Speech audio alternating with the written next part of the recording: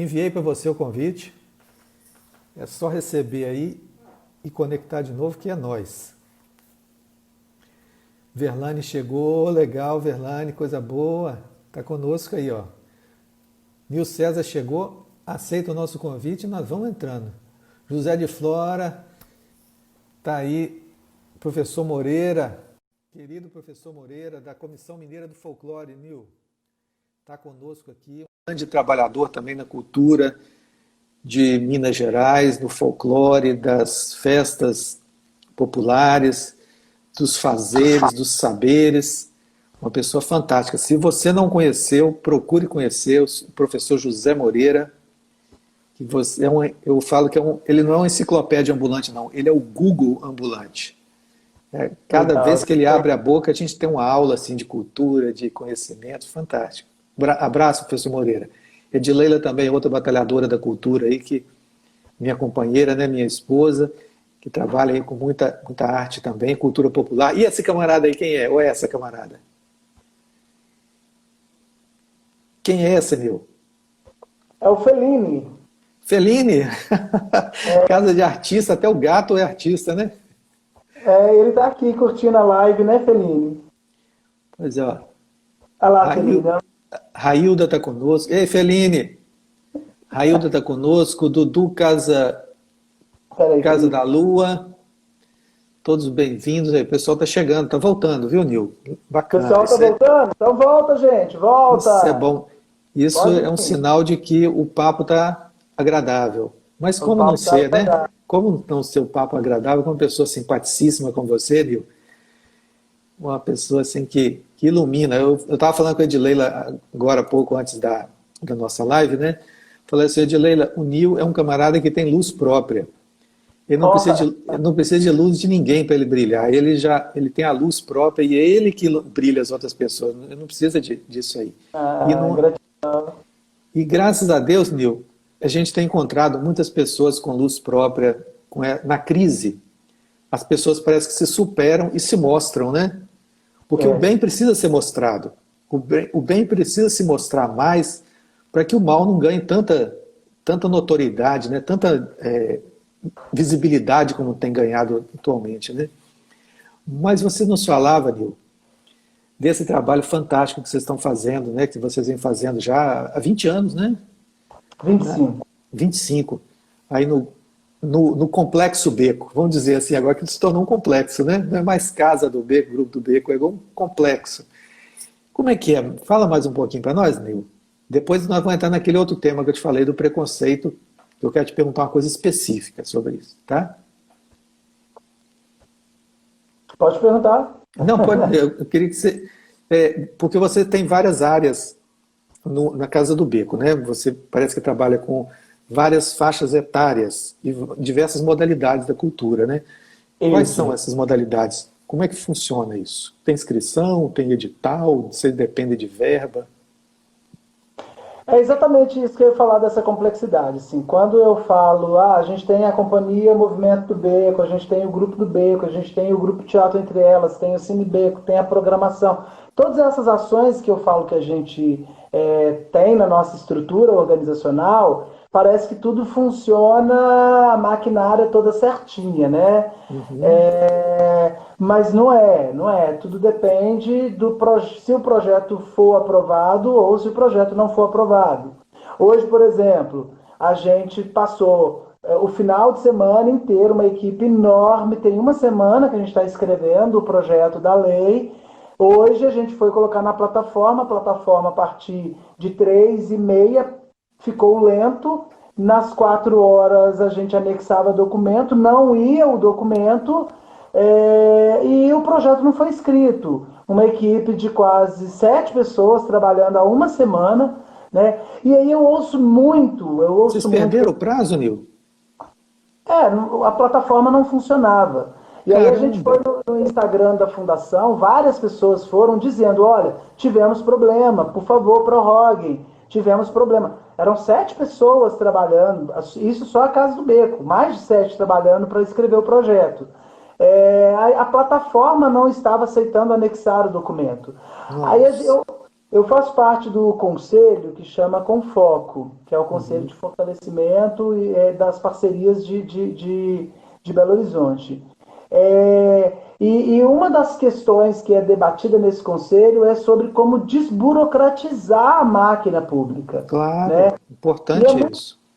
e é muito comum ouvir do poder público que as instituições precisam se organizar para poder escrever o edital, que as organizações deixaram para escrever em cima da última hora, que precisa de profissionalismo. Só que quem está lá na sala do poder público, no seu ar-condicionado, não Uhum. vê que em pleno período de edital da lei, por exemplo, nesse período pandêmico, a gente está distribuindo cesta básica, a gente está fazendo uma campanha, a gente está distribuindo crédito nos mercados, a gente está fazendo vídeo, a gente está tendo que adequar a nossa realidade para um período pandêmico para poder Uhum. fazer a nossa programação cultural para virtual, né? A diferença, por exemplo, do trabalho do artista da favela para o artista da classe média é que nesse momento pandêmico, o artista da classe média ele vai parar a vida dele para pesquisar novas formas de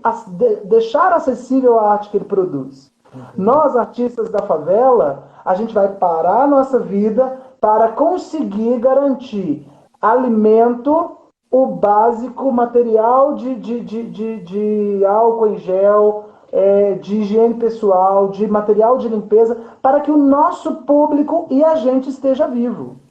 Claro, claro. Então, a gente já fica em desvantagem nesse processo, é gritante, De né? novo, né? De novo. Mas, ao mesmo tempo, suponhamos que a gente está num período normal, né? Não é período pandêmico. A gente deixa para escrever de novo o edital por cima da última hora, no último momento. De novo, de novo, de novo. Sabe por quê? Porque o recurso é parco, o recurso é pouco, não há política pública para a cultura no país, política pública para a cultura da periferia e do interior, menos ainda, Uhum. menos ainda. Então, a mesma pessoa que atua é a pessoa que faz o figurino, é a pessoa que limpa o chão, é a pessoa que faz a divulgação, é a pessoa que está fazendo prestação de contas, é a pessoa que está escrevendo projeto, está fazendo planilha, tá fazendo dramaturgia, está dirigindo. Então, quando a gente termina todas essas ações, chega às 6 horas da tarde, né? Aí que a gente vai parar para escrever o projeto. Ah, mas vocês são muito desorganizados. Não, a gente não tem dinheiro para Não é contratar alguém isso, é. para cumprir essa demanda. A Uhum. gente tem que se dividir em 1.000 para conseguir um recurso que é parco. E quando acontece da plataforma ter erro, igual teve o erro, e vários proponentes foram na página da fundação dizendo que a plataforma está com erro, por favor, prorroguem vários, mais de 100 comentários. A resposta da fundação é: nós não tivemos problema, tiveram 559 inscritos. Sabe quantos comentários tinham? Mais de 100. Ou Pois é. seja, eles se satisfizeram com 600 inscrições no dia, sendo que poderia ter sido o dobro se a plataforma tivesse funcionando. Os proponentes não estavam pedindo para prorrogar só porque não fez o projeto. É porque a parte da prefeitura, que era garantir que naquele momento de tráfego haveria uma procura grande para aquela plataforma, a parte da prefeitura ela não fez. E aí nós que tivemos problema. Teve a Josimeire, que estava fazendo que faz o projeto junto com a gente, ela estava orientando outras pessoas que falaram para ela que estava com dificuldade de anexar o projeto desde meio-dia. E você Uhum. pensa num lugar como a minha casa, eu estou dando sorte, porque deve ser porque é depois das 9 horas da noite, É, que a é internet, proposital esse horário. né? A internet oscila muito, a internet cai, sabe assim, E ainda para é quem é de segunda-feira, né? periferia, para quem é de Venda Nova, para quem é do Barreiro, que mora na periferia, Uhum. é isso. É uma luta, né, Viu? Tem que matar um leão todo dia, né? Aliás, tem que quase que matar uma família de leões todo dia. E aí É você entra. complexo porque, só você falando disso de matar um leão, é complexo porque Você vê, por exemplo, a gente tem uma bailarina da nossa companhia que a fonte de renda dela é dar aula em Ribeirão das Neves. Porque a gente consegue aprovar um projeto para a companhia, mas é para apresentar o espetáculo. 10 Sim. apresentações no decorrer do ano. Como é que essa Uhum. bailarina vai viver de 10 apresentações no decorrer do ano? Uhum. Aí, para ela conseguir viver de arte, ela tem que dar aula de dança, onde chamaram ela, que é lá em Neves. Seria maravilhoso com uma política pública, não política de governo, para a cultura, que respeitasse a diversidade cultural, principalmente a da periferia, que pudesse garantir que os artistas, principalmente da periferia, também pudessem viver de arte, Com né? certeza, com certeza. E aí eu quero te fazer uma outra pergunta que você já deu a deixa para essa pergunta, Nil. Existe um preconceito em relação ao teatro do asfalto e o teatro da periferia, da favela? Você percebe isso? Percebo claramente. Primeiro que existe o preconceito da própria favela em relação ao segmento teatral. Né? Em 96, quando foi montado o Grupo do Beco, era pior. Que teatro é para rico. Teatro é para rico. Teatro é para o Palácio das Artes. Teatro é para o Francisco Nunes. Não é para aqui, para dentro da favela. Então a gente teve que quebrar esse preconceito que era muito gritante. Né? Mas a sociedade como um todo, eu lembro quando nós estreamos o nosso primeiro espetáculo profissional, foi muito, muito emblemático, que esse espetáculo chamava Bendita Voz entre as Mulheres. Foi um espetáculo que a gente pesquisou a história de 25 mulheres da comunidade, não são essas mulheres que a gente trabalha, eram outras mulheres, e a partir do depoimento delas, nós criamos uma dramaturgia e montamos um espetáculo. Então, o elenco do Grupo do Beco atuou uma colcha de retalhos a partir da história de 20 mulheres. Foi um trabalho maravilhoso que a gente fez. E aí, nós chamamos um ator do Grupo Galpão para poder nos dirigir, Júlio Maciel. A Babaia fez a preparação vocal da atriz principal, que fazia a personagem Bendita. Léo Piló era o nosso cenógrafo. Ana Domitila dirigiu a peça junto com ele. Então, Dudu de Herma fez a nossa preparação vocal. Júnia Alvarenga, grande amiga, foi assessora de imprensa. Isso tudo porque a gente teve uma parceria voluntária durante 18 anos do Rômulo Avelar na nossa trajetória. Isso aí é uma história à parte. A gratidão eterna à presença dele como voluntário da casa, sendo assessor de planejamento. E aí, quando a gente estreou, nós estreamos para a cidade. Não porque o pessoal da cidade queria ver o grupo do Beco. Eles nem sabiam que existiam. Era porque o grupo Galpão e toda essa equipe que eu falei estava dirigindo um grupo de jovens da favela. Uhum. Né? Então nós bombamos na cidade em 2003. E a gente, no banheiro, depois que a gente trocava de roupa e tal, a gente ia pro banheiro e a gente ficava ouvindo as pessoas que assistiram a gente falando: nossa, nem parece que eles são da favela. A gente ouve isso sempre. Nem parece que são da favela. Parece uns Né? bichinhos, né? Uns bichinhos que são de outra espécie, né? Olha, eles falam, eles têm fome. Por isso que o nosso trabalho ele entra nesse processo. Por exemplo, quando a gente faz um trabalho do Multiplicando Multiplicadores, por exemplo, que é trabalhar com o professor para ele se profissionalizar no processo pedagógico de ensinar arte dentro da escola. Né? Por quê? Porque as pessoas têm uma visão de que o que é arte, que primeiro, a arte no processo social é sempre uma ferramenta, né? É Uhum. uma ferramenta que vai contribuir para eu atingir determinado objetivo que não é a arte. Ah, eu quero diminuir a violência naquele lugar, eu vou montar um grupo de percussão.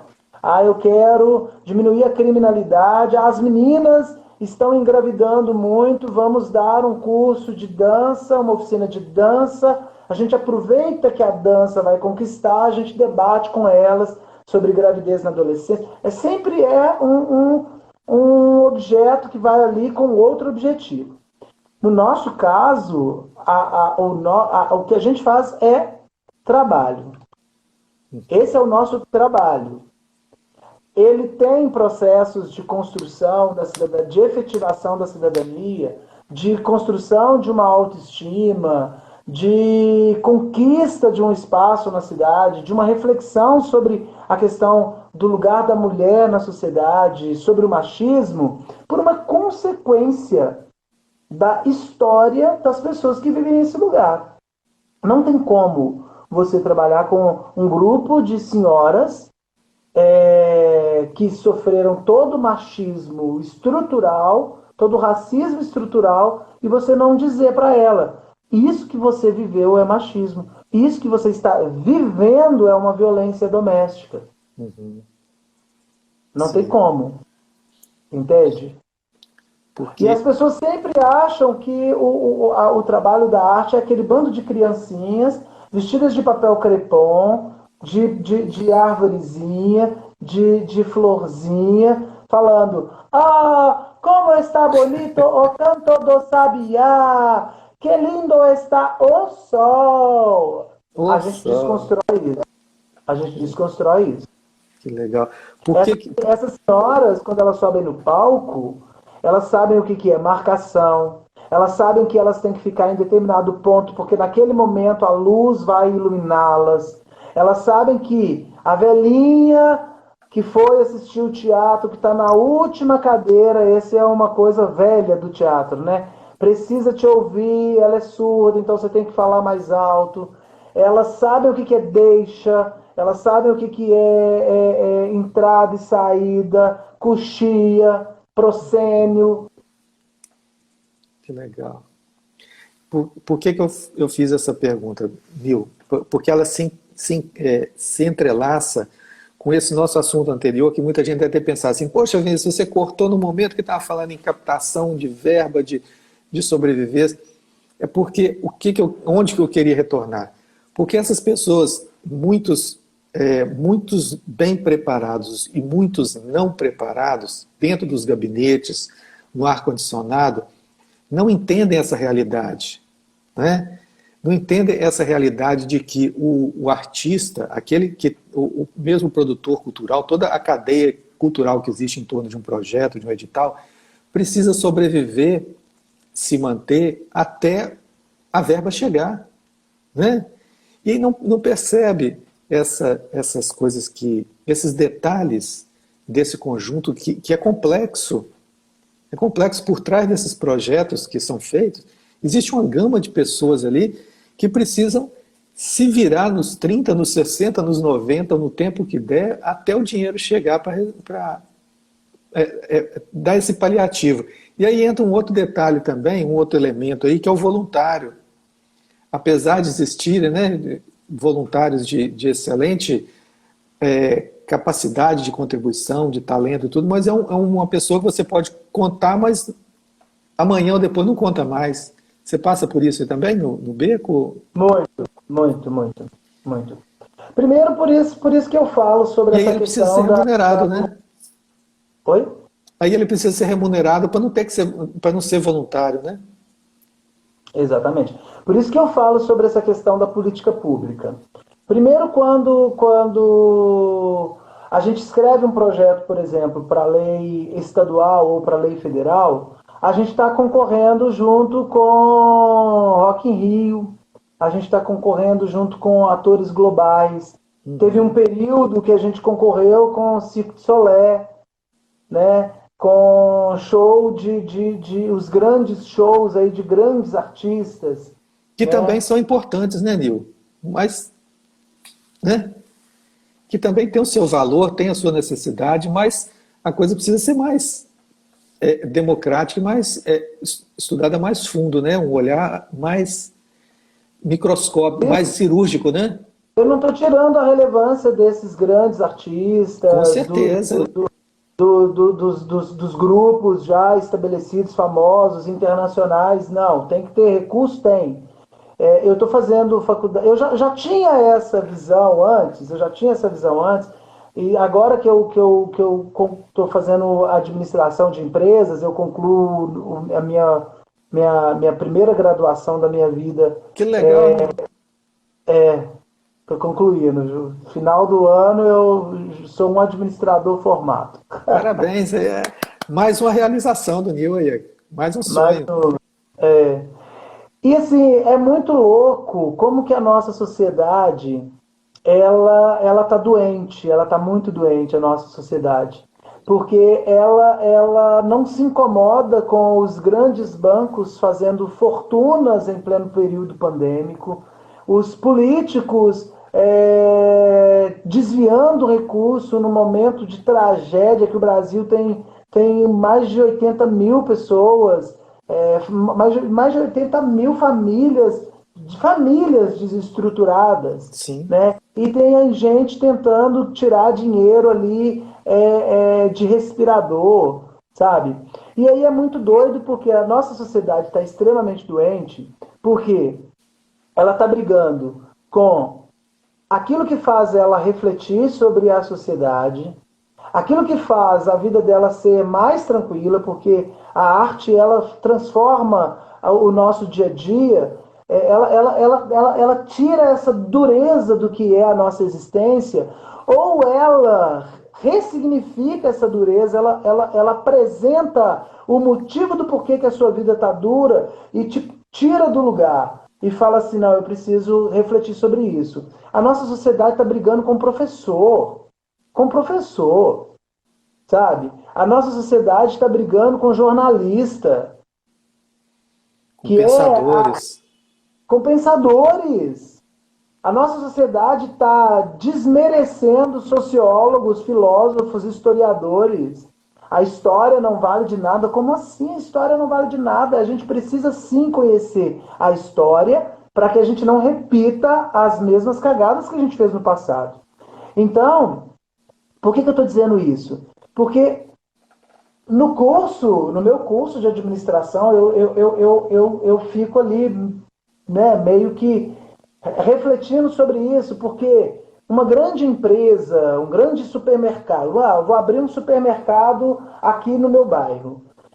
Ele recebe um tanto de isenções fiscais, de benefícios do município, do estado, da União, porque ele diz que vai gerar empregos.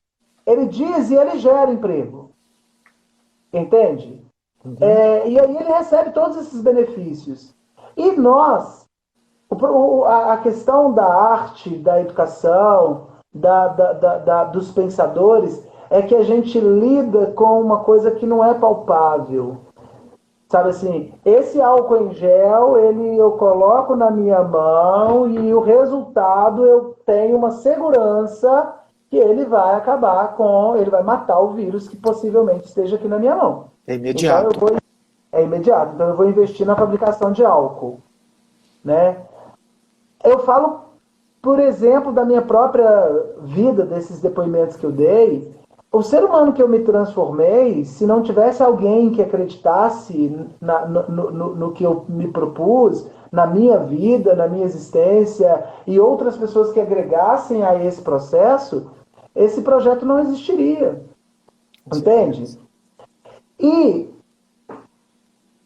já tem cidades que trabalharam investimento na cultura e diminuiu a violência, a criminalidade, né? A gente precisa construir muito mais centros culturais, muito mais teatros do que presídios, Com muito mais certeza. escolas. Escola. Abrir a escola para a sociedade, abrir a escola para a comunidade circular, transitar, usufruir, esporte, né? Por que a gente precisa fazer isso? Porque nessa sociedade doente que a gente tem, que a gente está hoje, que vê o artista, o intelectual, o professor, o historiador, o filósofo, o pensador, o jornalista como inimigo, é, a gente precisa atacar com florais. É floral de bar nessa sociedade. Entende? Em alguns casos a gente precisa fazer umas cirurgias mesmo e fazer uns transplantes urgentes. Mas a nossa e o floral de bar é a arte, sabe? Assim, é a efetivação da cidadania. E menos armamento, menos armamento. Por que eu estava falando isso? Por que nós estamos falando isso, né, Nil? Porque a gente acredita. Porque a gente, É por causa do álcool em gel. Aqui, ó, minha mão já está alcoólatra. porque isso é um trabalho de meses, de anos, de uma vida inteira, né, Nil? Uma Ah, geração sim. inteira para poder mostrar o resultado, né? Lembrei o que eu estava falando. Para ter O que eu algum estava dizendo. resultado. Algum resultado. O que eu estava falando é o seguinte, um programa que eu acho que ele vai muito ao encontro do que eu acredito enquanto política pública é o programa Cultura Viva. Uhum. Porque só que, o programa Cultura Viva, ele vai valorizar a diversidade cultural daquele território, daquele lugar, daquela região. Então, ele vai valorizar o coqui de Rubim, ele vai valorizar a batucada de Uberlândia, ele vai valorizar aquela professora que conta histórias debaixo do pé de manga, ele vai valorizar a tribo indígena que com celular faz os seus próprios documentários, ele vai valorizar a cultura do Brasil na essência do que é ser brasileiro. Com Né? Ele certeza. vai respeitar a diversidade da nossa cultura e vai investir nisso. E aí, quando tem uma lei de incentivo à cultura chapada, ela coloca a gente para concorrer com um grande show de um roqueiro na Praça da Estação. O que o roqueiro leva em uma noite na Praça da Estação, para a visibilidade da marca dele, naqueles balões, no banner, no brinde que é distribuído, a gente consegue levar em 2 anos. Uhum. Só que a gente leva com fidelidade, com defesa da marca, e a gente leva com afeto, com carinho. E as pessoas, elas começam a falar bem daquele parceiro que está com a gente.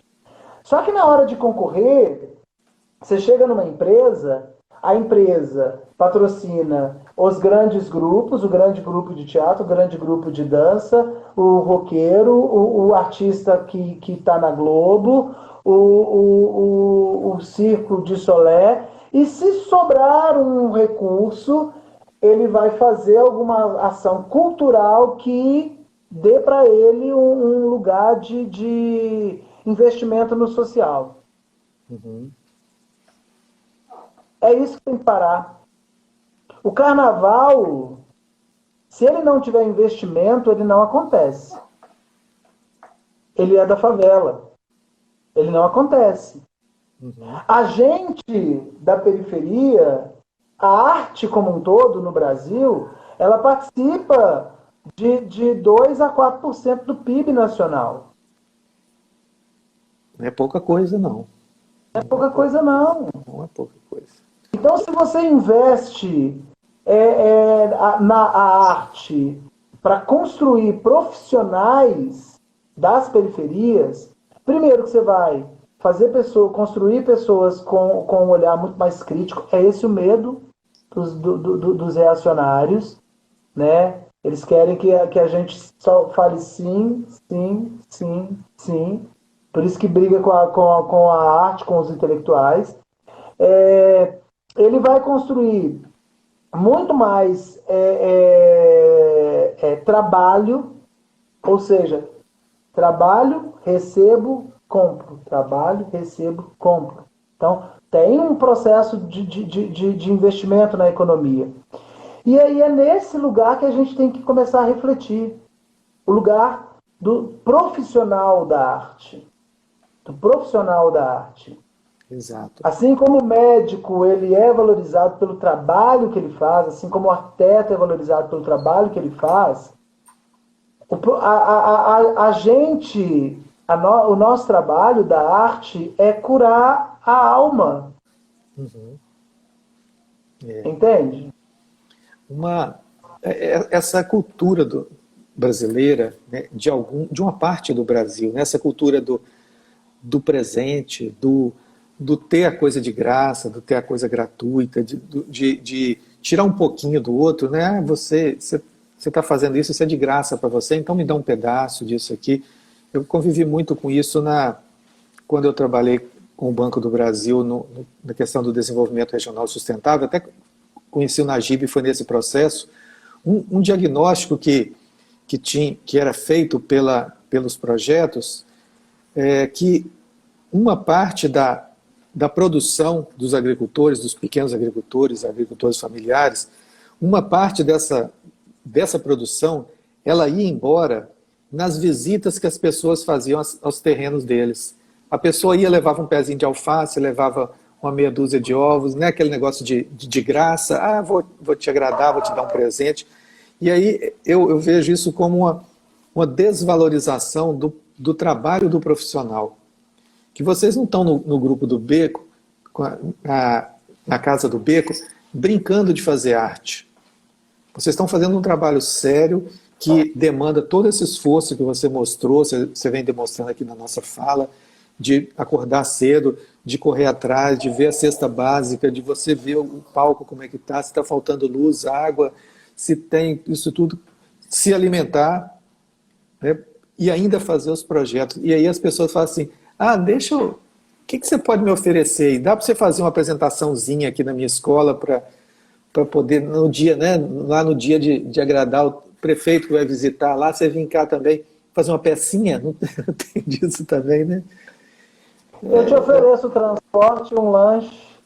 É, É muito comum ouvir isso, mesmo com 25 anos de existência. Vai ser bom para a divulgação do seu trabalho. Não, meu filho, divulgação do meu trabalho, a gente contrata um profissional da comunicação, a gente faz cartaz, a gente faz filipeta, a gente tem uma estratégia de comunicação, a gente tem uma assessoria de imprensa para poder mandar release.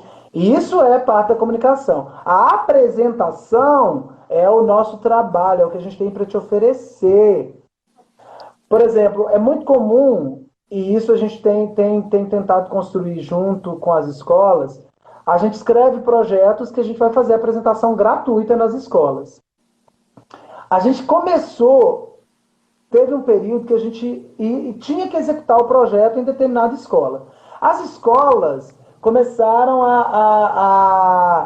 tipo assim, recebia a apresentação, mas como se fosse um favor para a gente eles nos receberem. uhum. Né? Não era padrão, não. Tinha escola que faltava jogar tapete vermelho para a gente. Mas escolas assim que a gente ia pedir água, tratava de qualquer jeito, a gente precisava desmontar o nosso cenário, mandava desmontar em meia hora, sendo que o cenário precisava de pelo menos 1h30. Não, mas é porque o porteiro tem que ir embora. A gente começou a ter que colocar no documento assim, olha, a nossa apresentação custa tanto, nós estamos pagando tanto, e vocês precisam nos oferecer isso.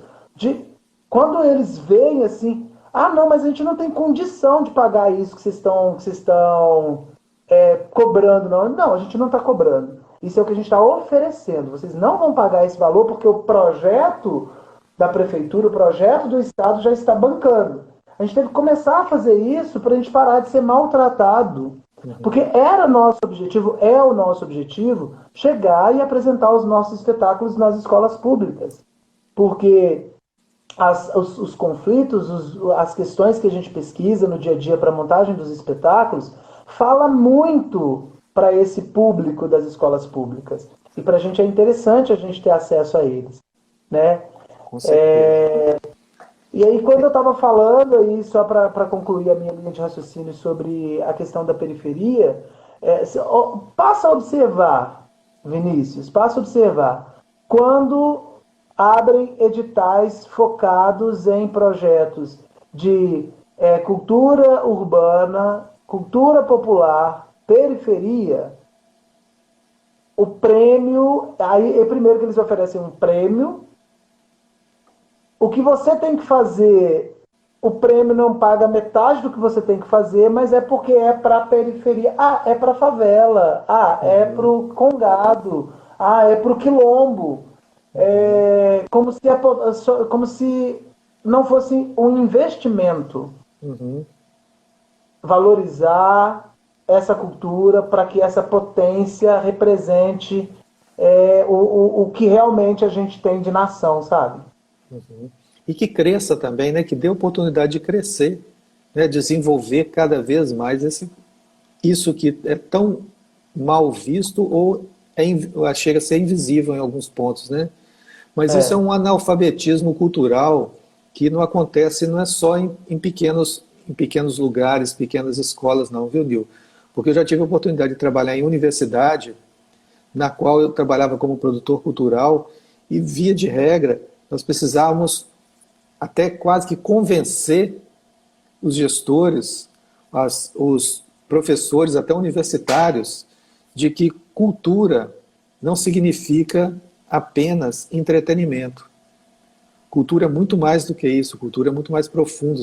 São os saberes, os fazeres, a compreensão do lugar, dos hábitos, né, dos costumes e uma série de outras coisas. E a arte é um dos processos de divulgação dessa cultura também. Né? É uma manifestação dessa cultura, né? Manifestação popular, às vezes, ou erudita, que seja, dessa cultura que foi construída por essas pessoas desse meio aí. Não quer dizer necessariamente que tenha que envolver entretenimento, né? E aí nós tínhamos esse trabalho também dentro de uma universidade. O Brasil, né, nós brasileiros, todos, nós estamos nessa luta aí, tentando fazer um trabalho assim que já vem de 15 anos, de 500 anos se arrastando, né, e o Brasil ainda não se conhece, ainda não se percebe, porque esses detalhes, esses Brasis, esses muitos Brasis não são conhecidos ainda, né?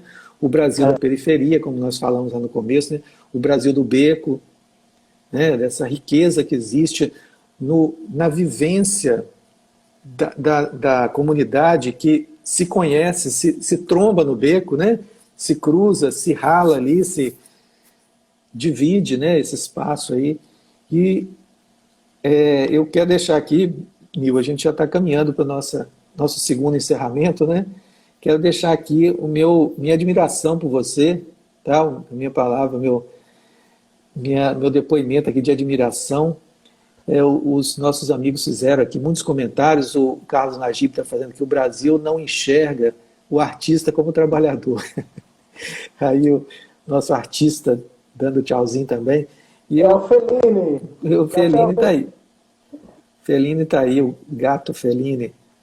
E eu quero deixar aqui, Nil, meus agradecimentos a você, tá, por esse papo muito agradável, muito simpático e importante de nós termos mais vezes, em mais oportunidades, em outros espaços também, sobre esses detalhes, sobre essa vivência que existe de seres humanos riquíssimos em todos os aspectos, riquíssimos de talentos, de potenciais, riquíssimos de olhares, de histórias, que nós perdemos às vezes por não termos mais contatos, né, mais oportunidades como essa que nós estamos tendo essa noite aqui.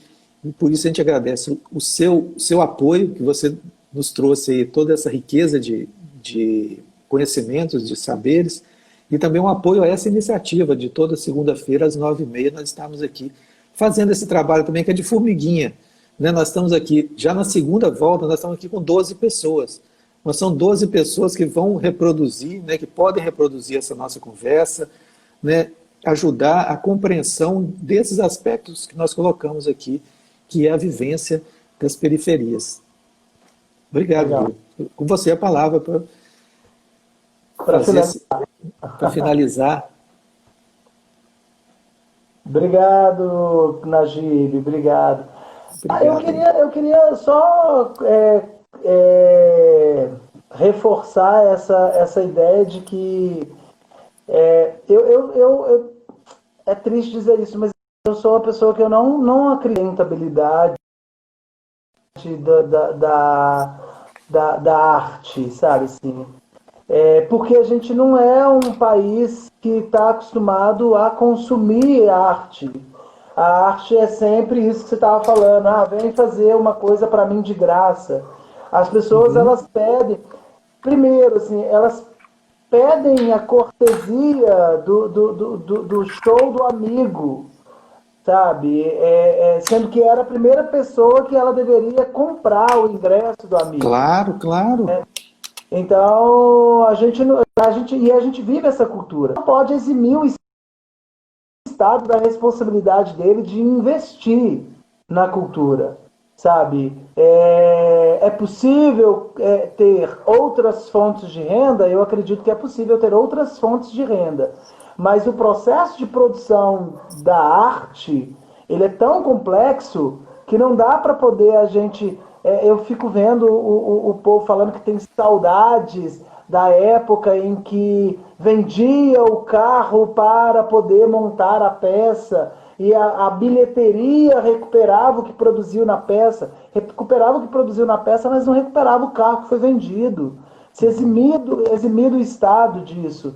Outra coisa que eu bato na tecla uma vez um grande produtor de Belo Horizonte falou que trabalhos como o da Casa do Beco são muito legais, mas eles não têm que procurar dinheiro na Secretaria da Cultura, no Ministério da Cultura, porque é um trabalho social, tem que procurar na Secretaria de Defesa Social, ou seja, a secretaria que cuida dos presídios.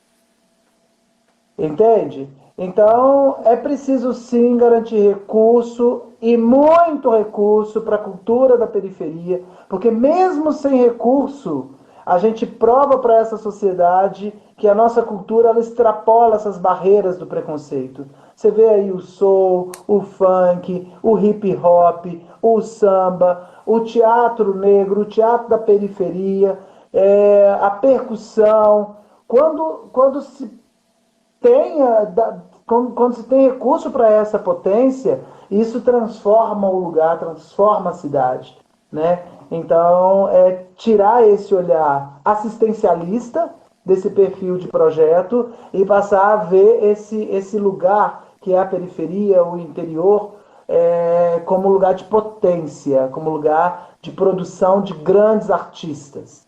Legal. É esse o recado que eu queria dar. Legal. Nil, uma pergunta que muita gente deve estar fazendo aqui. Se eu quiser ajudar, quem quiser ajudar de alguma forma a contribuir com a Casa do Beco, como é que faz? Com dinheiro, Ó, com doação, com o quê? pode fazer a E doação aonde?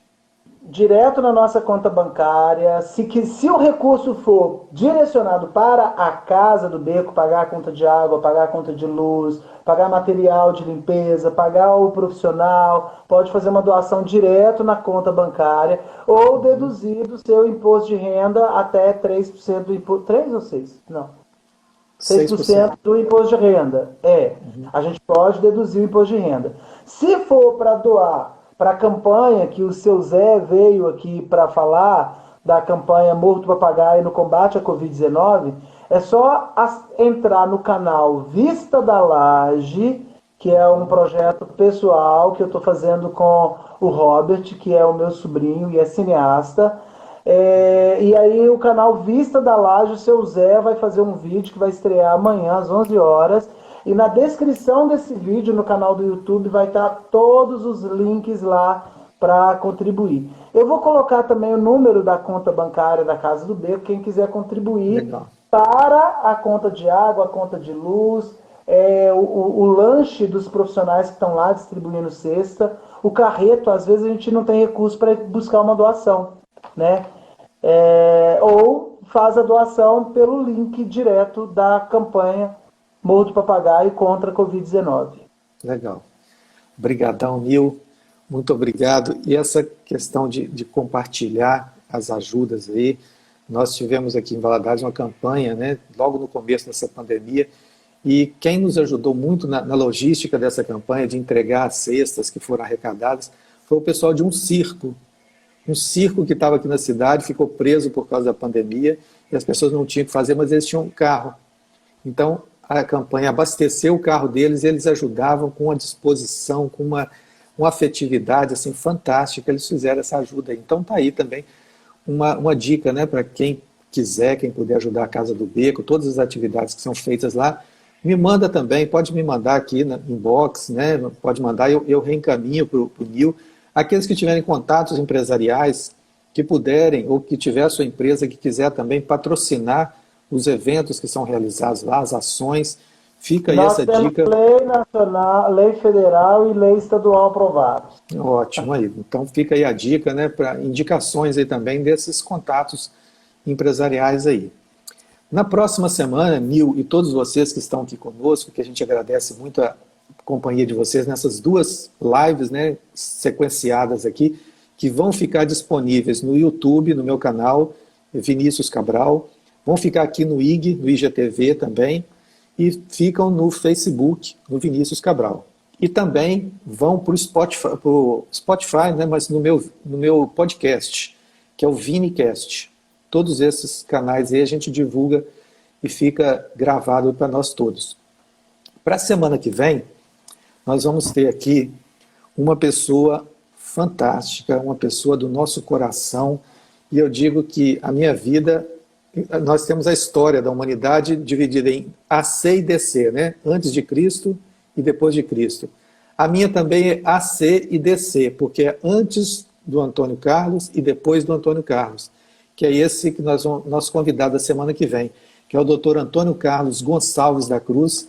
Ele é um médico de Belo Horizonte, ele é homeopata, é uma pessoa de um conhecimento, de uma espiritualidade impressionante, né? Uma pessoa que, se você, quando a gente para ouvi-lo, para consultar, né, no seu consultório, a gente sai de lá outra pessoa, e com certeza quem nos acompanhar na nossa próxima conversa, das 9h30 na semana que vem, no dia 3 de agosto, vai ter assim, momentos de muita espiritualidade aqui também.